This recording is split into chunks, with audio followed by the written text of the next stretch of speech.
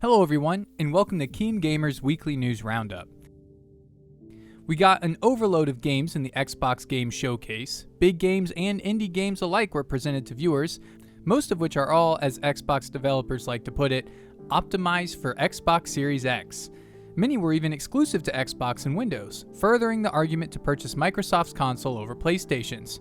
Some of the major players seen at the game's conference were Halo Infinite, of which we got a large chunk of gameplay, a frightening cinematic trailer for State of Decay 3, Avowed, Obsidian Skyrim-like first-person game set in the Pillars of Eternity universe, The Medium, a horror/thriller that allows one to play between different realities, and a cinematic Fable trailer confirming the rumors that have been floating around for a little while. Time will tell if these games can maintain competition with their Sony-exclusive counterparts. Xbox needed to put their best foot forward, and it looks as if they are taking steps in the right direction. New games weren't all the news at the showcase. Previously released games are getting upgrades as well. Gears 5 is getting faster loading times from what sounds like help from the Xbox Series X solid-state drive, as well as 4K resolution capability. Forza Horizon 4 is getting the 4K treatment as well, along with better graphic fidelity and a boost to 60 frames per second.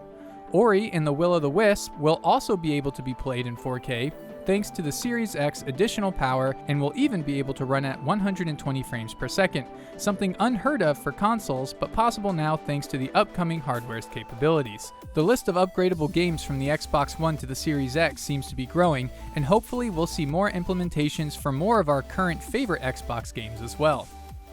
Mafia Definitive Edition gives fans a deeper dive into its remaster with a new trailer that shows comparisons between the old and the new, along with 14 minutes of gameplay. The remaster by Hangar 13 looks to remain very true to the original. With better hardware and technology, the city feels more alive and thriving. The texture and graphics look gorgeous. Crates shatter and break apart in beautiful detail, old car headlights shine through the night fog and rain, and lightning flashes through cracks in the wooden barn. It's incredible what a refresh will do to an old game you love, and we'll see if it does this classic justice when it releases on PC, PS4, and Xbox September 25th. Resident Evil Village seems to be making progress. The sequel, set a few years after Resident Evil Biohazard, is coming out sometime in 2021 as a next-gen release. But there are details we already know. Village seems to assume that you saved Mia instead of Zoe in Biohazard. It's going to be in first person, following the introduction of the mechanic in the previous game, the first of the series to use it. Village is set in, well, just that. A gothic, snowy village which is dominated by a large Victorian house reminiscent of the Spencer Mansion in the original Resident Evil. There are old faces returning, such as Chris Redfield, who Ethan doesn't look too happy to be getting a visit from, and new enemies, such as a werewolf-like creature that is shown transforming. More information should be coming in August, so fans of Resident Evil should keep their ears open for upcoming news. GTA 5 and Red Dead Redemption 2 are getting large updates and content to come. In fact, new content for Red Dead Redemption 2 has already been released on Tuesday, July 28th. This introduced a new frontier pursuit role labeled as Naturalism, which opens up new options for tracking, studying, and hunting animals. It also released a new Outlaw Pass and community-requested features and fixes. GTA 5 is also set to receive more content that will have new heists and locations, as well as a boost to graphics for the upcoming console release. Details on when exactly the Aging Games DLC will be released has yet to be announced.